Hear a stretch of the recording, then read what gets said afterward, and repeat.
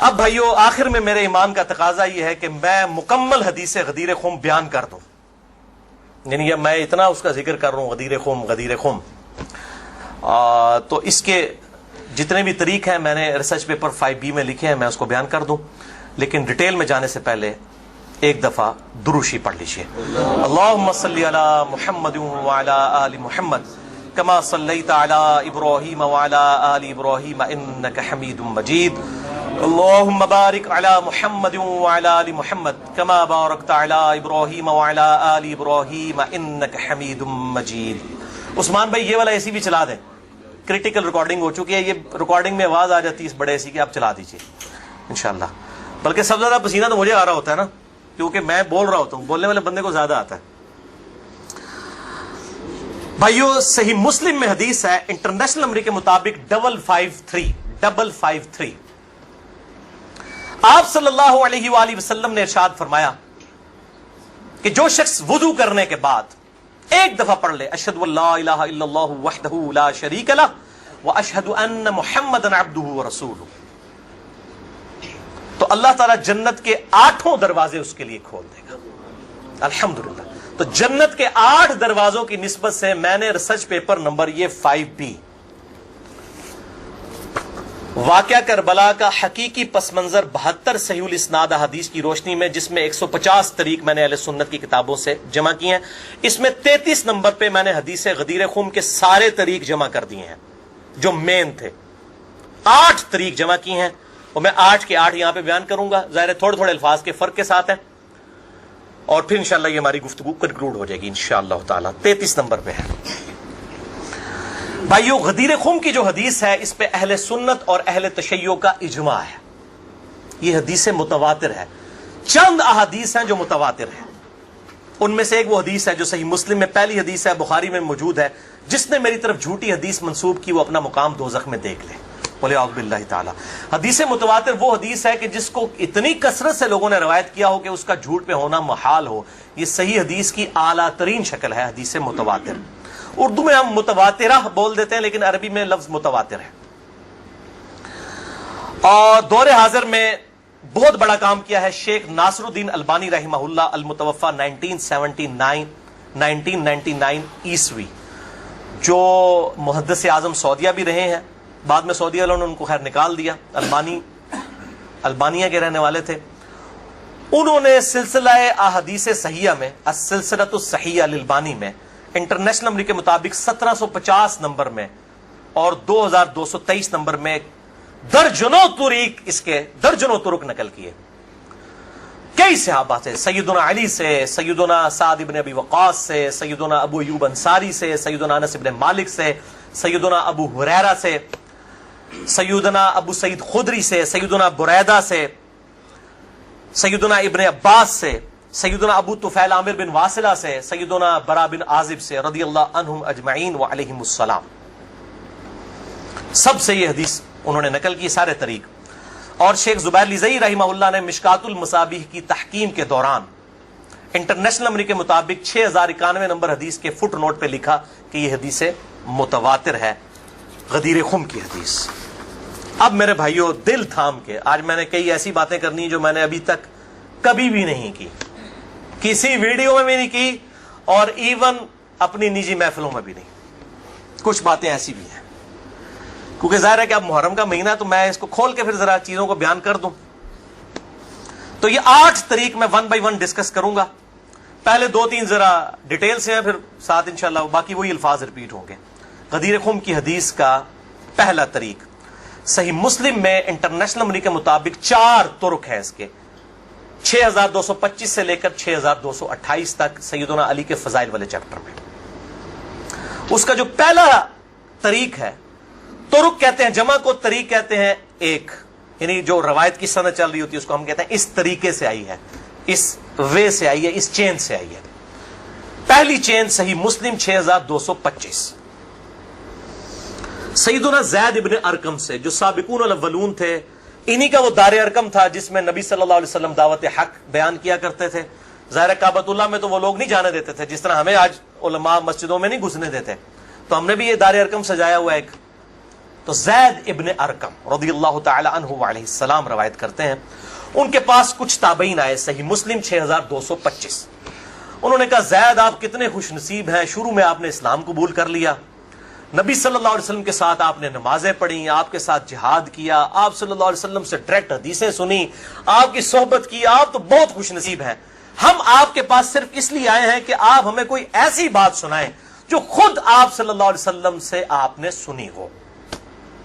تو زید ابن ارقم نے کہا کہ میں بہت بوڑھا ہو چکا ہوں، ساری باتیں تو مجھے یاد نہیں ہیں، اس لیے میری معذرت قبول کرو، البتہ ایک کریٹیکل بات مجھے یاد ہے کہ آپ صلی اللہ علیہ وسلم جب حجۃ الوداع سے واپس آ رہے تھے اپنی وفات سے تقریباً 3 مہینے پہلے، تو مکے اور مدینے کے درمیان ایک خم نامی جگہ تھی، پانی کے لیے پڑاؤ کیا غدیر خم پہ، اور یہ بات ہے 18 ذوالحجہ 10 ہجری کی، اور 11 ہجری میں آپ صلی اللہ علیہ وسلم کی وفات ہو گئی ربیع الاول میں، تاریخ کنفرم نہیں لیکن دن سوموار تھا، صحیح بخاری میں آتا ہے۔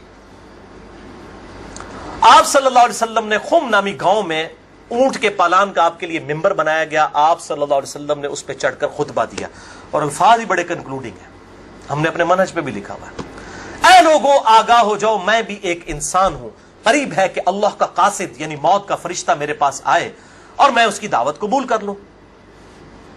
لوگوں آگاہ ہو جاؤ، میں اپنے بعد تم میں 2 بھاری چیزیں چھوڑ کر جا رہا ہوں، یہ ہے حدیث ثقلین۔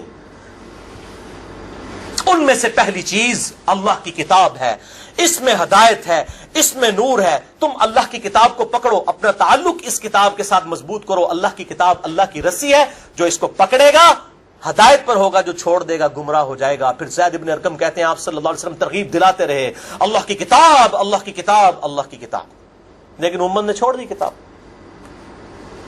اور پھر آپ صلی اللہ علیہ وسلم نے فرمایا دوسری بھاری چیز میرے اہل بیت ہیں، میں اپنے اہل بیت کے معاملے میں تمہیں اللہ سے ڈراتا ہوں، میں اپنے اہل بیت کے معاملے میں تمہیں اللہ سے ڈراتا ہوں، میں اپنے اہل بیت کے معاملے میں تمہیں اللہ کا خوف دلاتا ہوں۔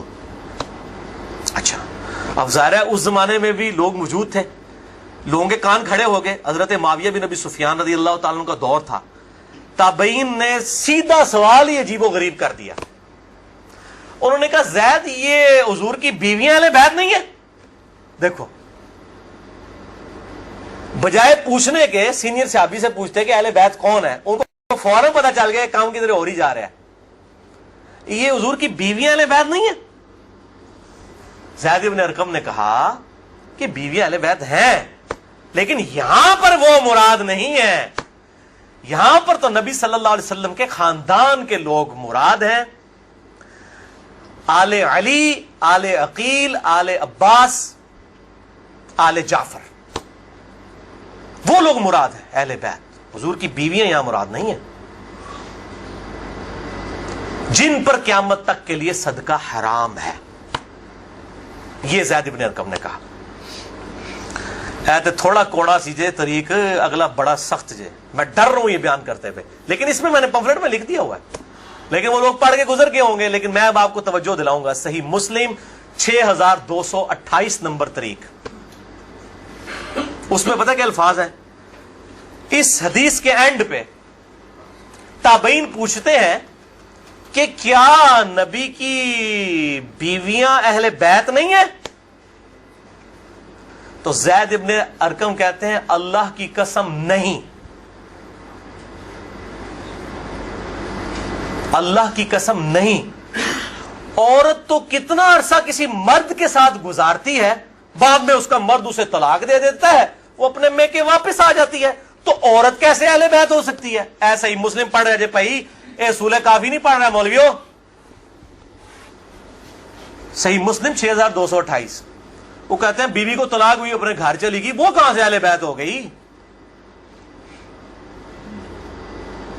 یہاں تو نبی صلی اللہ علیہ وسلم کے خاندان والے مراد ہیں، جن پر قیامت تک کے لیے صدقہ حرام ہے۔ زید ابن ارقم کو ریال نہیں ملتے تھے، نہ سعودیہ سے نہ ایران سے، وہ تو صحابی تھے نا رضی اللہ تعالیٰ عنہ، حق بیان کیا انہوں نے۔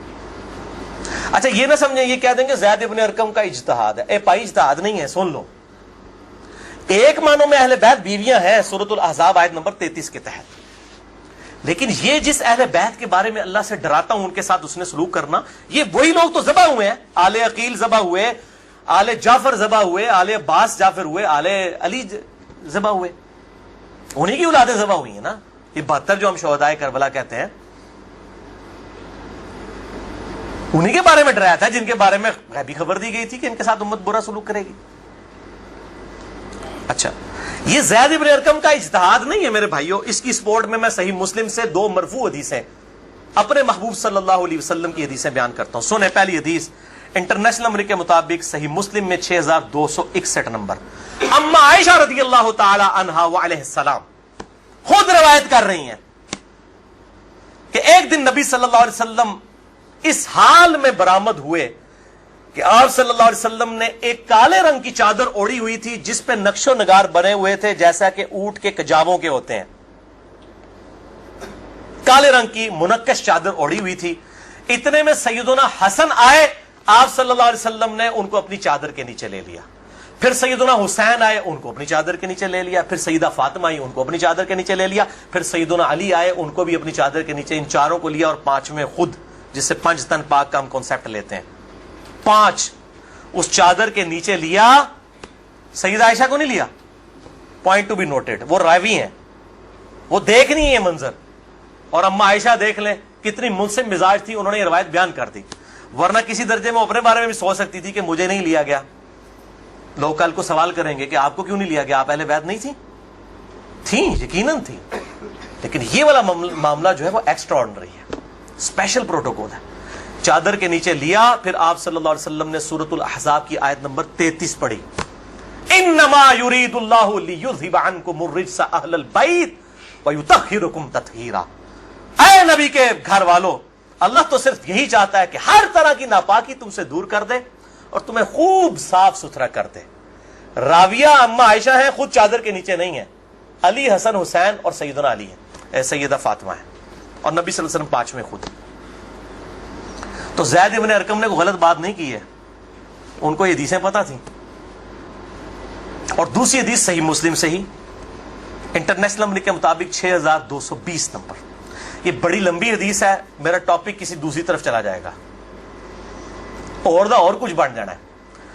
چونکہ میں اس کو لکھ چکا ہوں ان 150 روایتوں والے 72 والے احادیث والے، لہذا میں اس کا ایک پورشن بیان کرنے لگا ہوں. باقی جسے شوق ہو تو وہ پڑھ لے، اس کے اندر میں نے لکھا ہے اس کا پورا طریق، ورنہ معاملہ کہیں سے اور ہی نکل جانا ہے. پھر سب و شتم والا ایشو ڈسکس ہو جانا ہے، حضرت معاویہ کے دور میں جو سیدنا علی کے پر لعنت ہوتی تھی، وہ والا ٹاپک اس میں ڈسکس ہو جانا ہے. اس لیے میں اس حدیث کا آخری جز بیان کر رہا ہوں کہ سیدنا سعد ابن ابی وقاص رضی اللہ تعالیٰ عنہ کہتے ہیں کہ جب آیت مباہلہ نازل ہوئی نجران کے عیسائیوں کے ساتھ، نبی صلی اللہ علیہ وسلم کی 1-to-1 ڈبیٹ ہوئی. اینڈ پہ ہوا کہ ٹھیک ہے مباہلہ کرتے ہیں، کون حق ہے کون باطل ہے. سورہ ال عمران آیت نمبر 61 نازل ہوئی، فَقُلْ تَعَالَوْا نَدْعُوا أَبْنَاءَنَا وَأَبْنَاءَكُمْ وَأَنفُسَنَا وَأَنفُسَكُمْ وَنِسَاءَنَا وَنِسَاءَكُمْ وَأَنفُسَنَا وَأَنفُسَكُمْ. کہ نبی صلی اللہ علیہ وسلم کو کہا گیا کہ ان کو کہو اپنے بیٹوں کو لے آؤ، ہم بھی اپنے بیٹوں کو لے آتے ہیں. تم بھی اپنی عورتوں کو لے آؤ، ہم بھی اپنی عورتوں کو لے آتے ہیں. تم خود بھی آ جاؤ، ہم خود بھی آ جاتے ہیں. پھر اللہ کے حضور اوپن میدان میں دعا کرتے ہیں، جھوٹے پہ اللہ کی لعنت. اس کو مباہلہ کہتے ہیں. لیکن نہیں آئے. سعد ابن ابی وقاص کہتے ہیں کہ نبی صلی اللہ علیہ وسلم، قرآن میں کیا حکم آیا تھا؟ اپنے بیٹوں کو لے کر آؤ. تو کس کو لے کے آئے؟ سیدنا حسن، سیدنا حسین، سیدنا علی. اور ساتھ کیا تھا؟ اپنی عورتوں کو لے کر آؤ. نبی صلی اللہ علیہ وسلم کی عورت کون تھی؟ سیدہ عائشہ، سیدہ حفصہ، باقی امہات المومنین. لیکن ان کو نہیں لائے، سیدہ فاطمہ کو لے کر آئے. Point to be noted. نازمیوں کے لیے پکی. اگر آپ کو کہے اپنے گھر کی عورتوں کو لے آؤ تو سب سے پہلے بیوی لائی جاتی ہے. آیت مباہلہ میں بیوی نہیں آئی، سیدہ فاطمہ آئی ہیں. اگلی گلا آپ سمجھ جاؤ بھائی زید ابن ارقم نے کیوں کہا. صحیح مسلم 6228 کہ بیوی تو خاوند کے ساتھ کافی عرصہ گزارتی ہے، جب طلاق ہو جائے تو وہ اپنے میکے واپس چلی جائے. حالانکہ نبی صلی اللہ علیہ وسلم نے کسی کو نہیں دی طلاق، لیکن اتنی ننگی بات اس لیے ان کو کرنی پڑی، اتنی سخت بات، تاکہ حق کھل کے بیان ہو. اور نبی صلی اللہ علیہ وسلم نے بھی آپ دیکھ لیں قرآن میں حکم تھا عورتوں کو لے کر آؤ، بیویاں نہیں لے کے آئے. सईदा फातिमा को साथ लेके आए। यहां से भी 5 तन पाक वाला कॉन्सेप्ट, ये पाक वाला वो मासूमियत वाला अकीदे की मैं बात नहीं कर रहा, अहले सुन्नत का जो अकीदा है, मनहज है, उसकी बात कर रहा हूं। लिहाजा सैयदना ज़ैद इब्न अरकम रज़ियल्लाहु ताला अन्हु की तशरीह बिल्कुल दुरुस्त है। तीसरा तरीक, इमाम इब्न अबी आसिम की किताब अस-सुन्ना 1158 नंबर हदीस है। सैयदना अली रज़ियल्लाहु ताला अन्हु खुद रावी हैं कि गदीर खुम पे आप सल्लल्लाहु अलैहि वसल्लम ने सहाबा को जमा करके कहा कि ए मेरे सहाबा, क्या तुम अल्लाह को रब मानते हो, मुझे अपना पैगंबर मानते हो? साहब ने कहा भला या रसूलल्लाह, क्यों नहीं। फिर कहा क्या तुम अल्लाह और उसके रसूल को सब लोगों से बढ़कर महबूब समझते हो? उन्होंने कहा क्यों नहीं। फिर आप सल्लल्लाहु अलैहि वसल्लम ने फरमाया कि फिर अगर तुम मुझे और अल्लाह को महबूब रखते हो, फिर फरमाया मन कुन्तु मौलाहु फहादा अलीयुन मौलाहु, फिर जिसका मौला मैं, उसका मौला अली। जिगरी यार, मौला का मतलब जिगरी यार, जिसने सूरह अत-तहरीम की आयत नंबर 4 में आया इन्नल्लाह हुवा मौलाहु व जिब्रीलु व सालिहुल मुमिनीन, अल्लाह के नबी का मौला है जिब्रील, फरिश्ते और तमाम साले मोमिनीन मौला है। नबी से सल्लम उनके मौला है, वो उनके दिली महबूब है। हम अपने मौलवियों को भी मौलाना कह रहे होते हैं ना, दिली महबूब मुश्किल कुछ आगे माना नहीं होता, दिली महबूब, जिगरी यार, बेस्ट फ्रेंड। अच्छा, चौथा तरीक सुनन निसाई अल कुबरा में इंटरनेशनल नंबर के मुताबिक 8478 सैयदना अबू तुफैल आमिर बिन वासिला रज़ियल्लाहु ताला अन्हु, ये वो सहाबी हैं जो सबसे आखिर में फौत हुए हैं 110 हिजरी में, नबी सल्लल्लाहु अलैहि वसल्लम की वफात के बाद 100 साल तक जिंदा रहे हैं। ये अबू तुफैल आमिर बिन वासिला जंगे जमल सिफीन नहरवान में सैयदना अली के साथ रहे हैं। किधर 37 हिजरी में जाके जंगे जमल सिफीन हो रही है और किधर 110 हिजरी में ये फौत हुए हैं। और इनकी हदीसें नबी सल्लल्लाहु अलैहि वसल्लम से भी रवायत हैं और सैयदना अली से भी इन्होंने कई हदीसें रवायत की हैं। वो कहते हैं कि खुले मैदान में सैयदना अली रज़ियल्लाहु ताला अन्हु ने, ये सिफीन का ही मौका था, पब्लिक को जमा किया, अपने मानने वालों को जो साथ थे, शियाने अली, शिया का मतलब है ग्रोह के बंदे। तो फिर उनसे वो हदीस बयान की कि जरा मुझे बताओ ना कि तुम लोगों ने नबी सल्लल्लाहु अलैहि वसल्लम से ये हदीस सुनी थी, तो कई लोग गवाही के लिए खड़े हो गए। फिर वो पूरी हदीस बयान की जो आप सल्लल्लाहु अलैहि वसल्लम फरमाया अन्नबिय्यु औला बिल मुमिनीन मिन अनफुसिहिम, नबी सल्लल्लाहु अलैहि वसल्लम मोमिनीन की जानों पर उनकी जानों से बढ़कर हक रखते हैं और नबी की बीवियां उम्मत की माएँ हैं। इस आयत के तहत ए सहाबा इकराम, ए मेरे उम्मतियों, क्या तुम मुझे सबसे बढ़कर महबूब रखते हो? सबने कहा भला या रसूलल्लाह। फिर आप सल्लल्लाहु अलैहि वसल्लम ने मौला अली का हाथ पकड़ा, यूं बुलंद किया सहाबा में और कहा मन कुन्तु मौलाहु फहादा अलीयुन मौलाहु, फिर जिसका जिगरी यार मैं, उसका जिगरी यार अली भी होने चाहिए, हाथ पकड़कर। अच्छा, अबू तुफैल आमिर बिन वासिला कहते हैं ये हदीस जब मैंने सैयदना अली से सुनी तो मैं हिल गया। मेरे दिल में कलक था कि नबी सल्लल्लाहु अलैहि वसल्लम ने इतनी बड़ी बात की हजरत अली के बारे में और सहाबा इकराम ने, रिज़वान ने गवाही दी। इसमें आगे अल्फाज ये मौजूद हैं कि इसमें ही अल्फाज मौजूद है कि आप सल्लल्लाहु अलैहि वसल्लम ने इसी हालत में कहा ए अल्लाह, जो अली से मोहब्बत रखे उससे मोहब्बत रख, जो अली से दुश्मनी रखे उससे तू भी दुश्मनी रख। ये बहुत बड़ी बात है।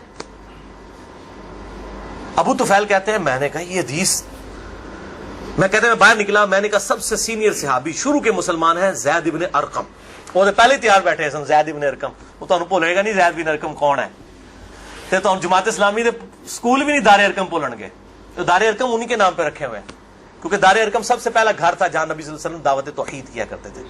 ज़ैद इब्न अरकम के पास गए, उनका ज़ैद आप तो साबिकून और अव्वलून में से हैं, मुझे बताएं हजरत अली ने यह हदीस बयान की है और इतने लोगों ने गवाही दी है।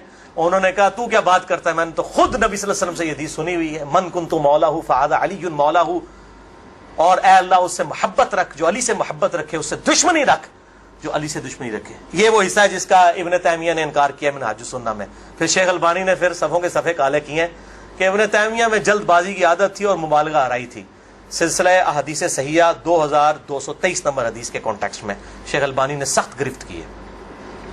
अच्छा, पांचवा तरीक सही मुस्लिम में 3713 है,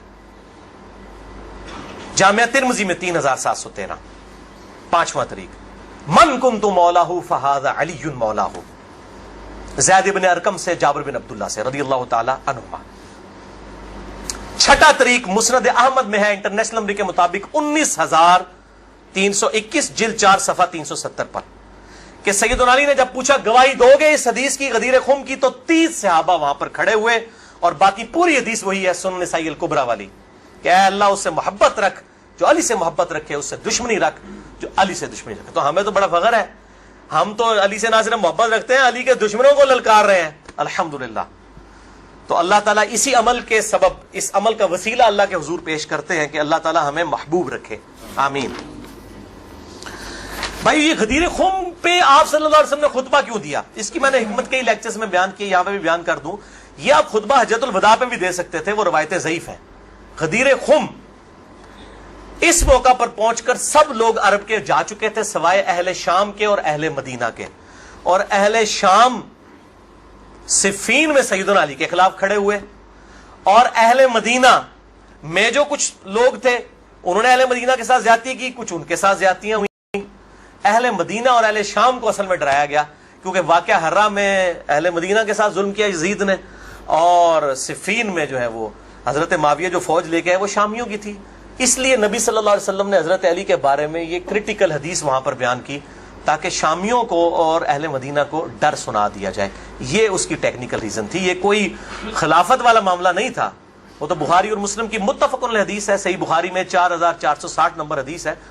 سیدنا طلحہ نے جب پوچھا عبداللہ ابن ابی اوفا سے کہ بتائیے کیا نبی صلی اللہ علیہ وسلم نے اپنا وصی کسی کو منایا؟ انہوں نے کہا کسی کو نہیں منایا، آپ نے ہمیں قرآن پر چلے رہنے کی وصیت کی تھی۔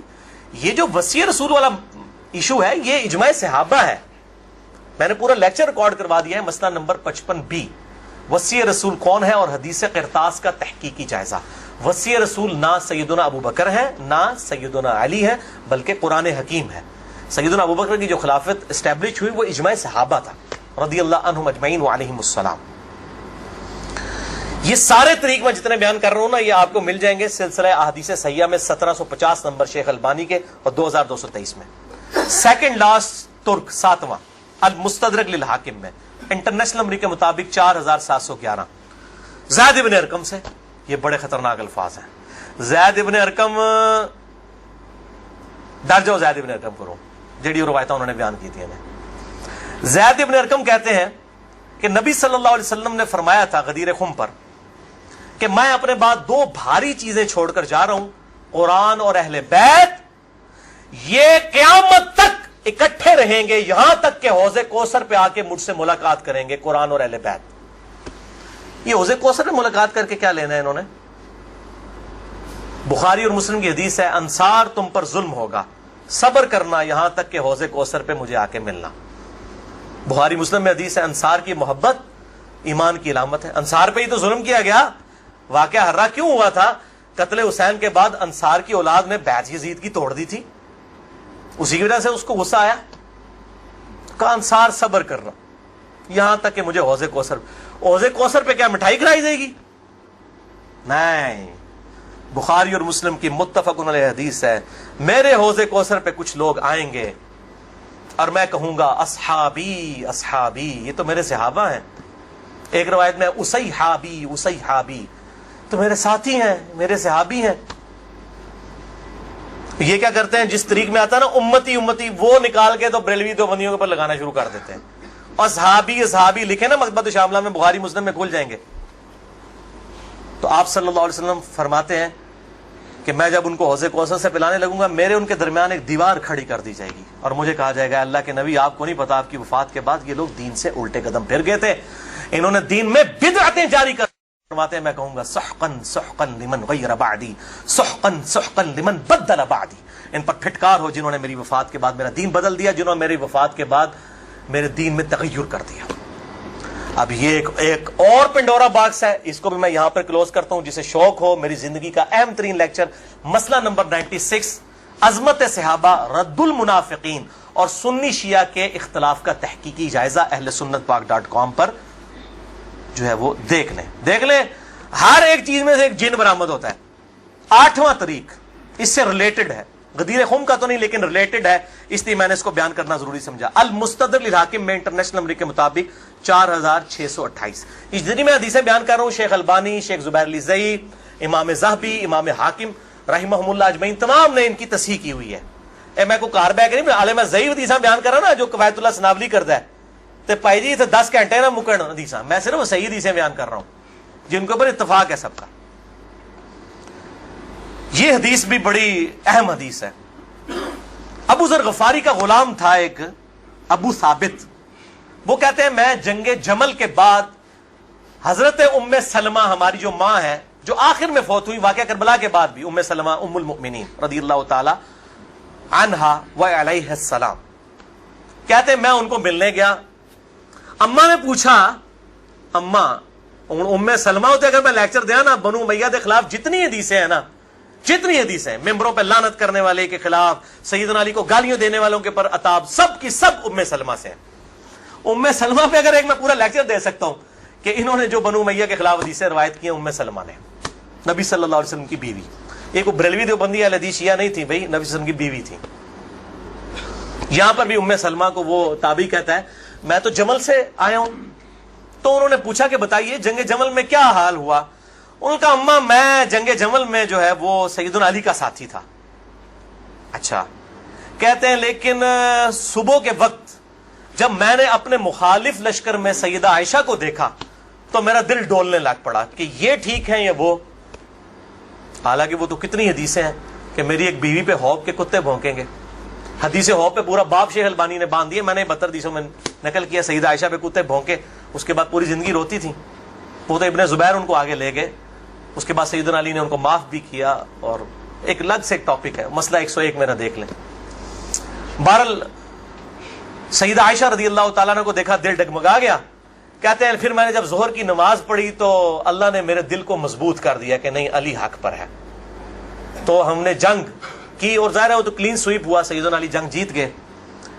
تو ام سلمہ نے پتہ کیا کہا؟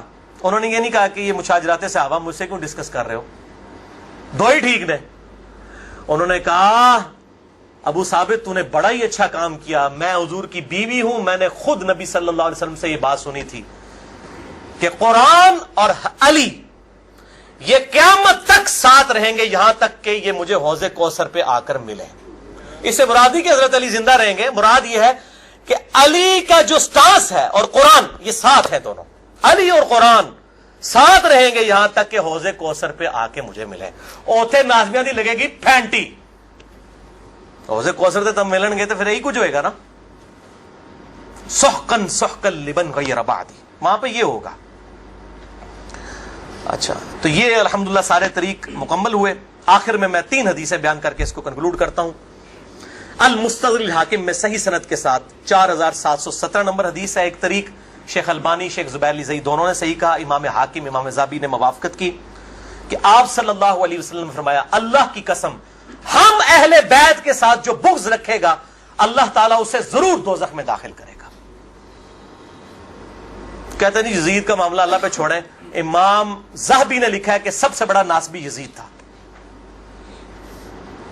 اللہ پہ چھوڑیں، بغض نہیں تھا، جو ممبروں پر لعنت کرواتے تھے بغض نہیں تھا، یہ پتہ نہیں کیڑی ایکویشن ہے،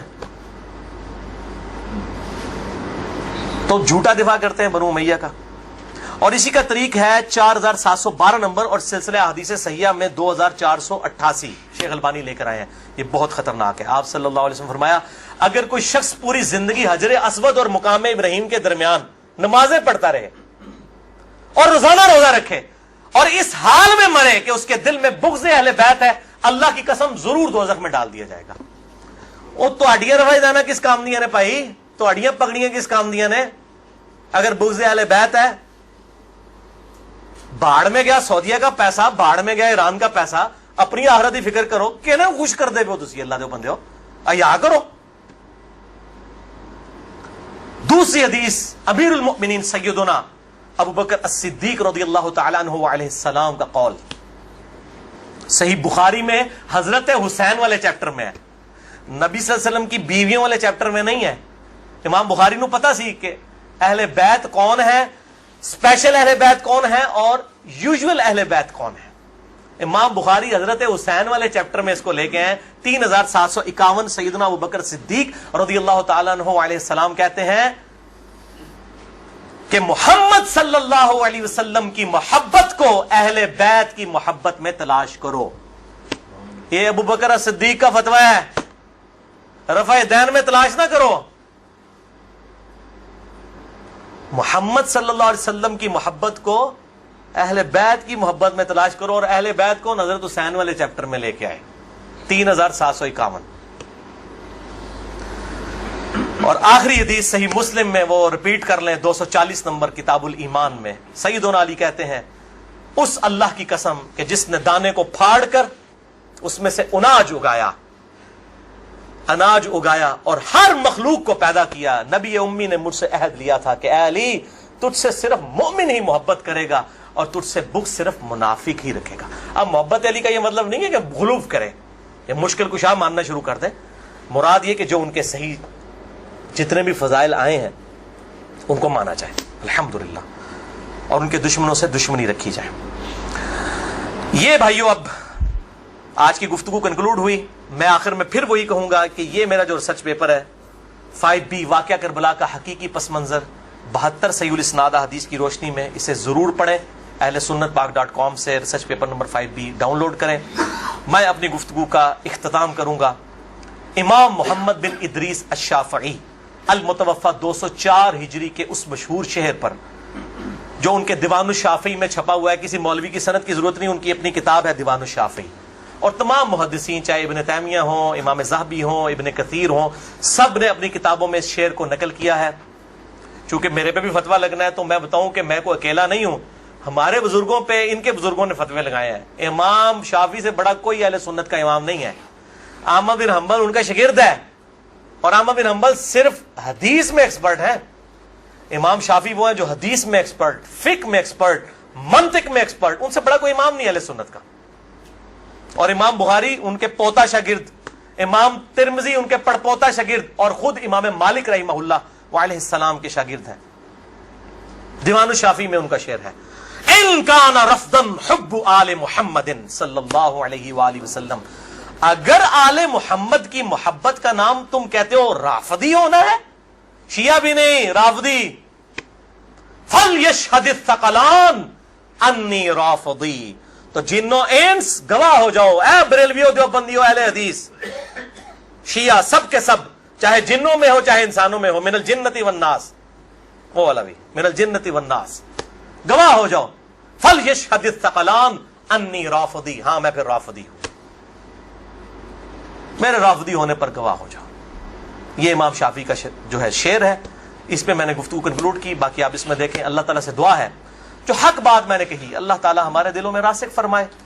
اگر جس بات میں میرے منہ سے کوئی بات نکل گئی تو اللہ تعالیٰ ہمارے دلوں سے محو کر دے. اللہ تعالیٰ ہمیں کتاب و سنت کی تعلیمات پر عمل کر کے دوسرے بھائیوں تک پہنچانے کی توفیق عطا فرمائے. سبحانک اللہم و بحمدک اشہد ان لا الہ الا انت استغفرک و اتوب الیک وما علینا الا البلاغ المبین. درود شریف ایک دفعہ ضرور پڑھیں. اللہم صلی علی محمد وعلی آل محمد کما صلیت علی ابراہیم وعلی آل ابراہیم انک حمید مجید. اللہم بارک علی محمد وعلی آل محمد کما بارکت علی ابراہیم وعلی آل ابراہیم فی العالمین انک حمید مجید. جتنے بھائی آئے ہیں ریسرچ پیپرز بھی لے کے جائیں، اور جنہوں نے سوال کرنے ہیں 10 منٹ کے بعد میرے پاس آئیے گا، کیونکہ میں ظاہر ہے اتنی گفتگو کر کے پھر جو ہے وہ تھک جاتا ہوں. جزاک اللہ خیرہ، جزاکم اللہ خیرہ، وما علینا الا البلاغ المبین. ٹھیک ہے، اسے بند کر دیجیے.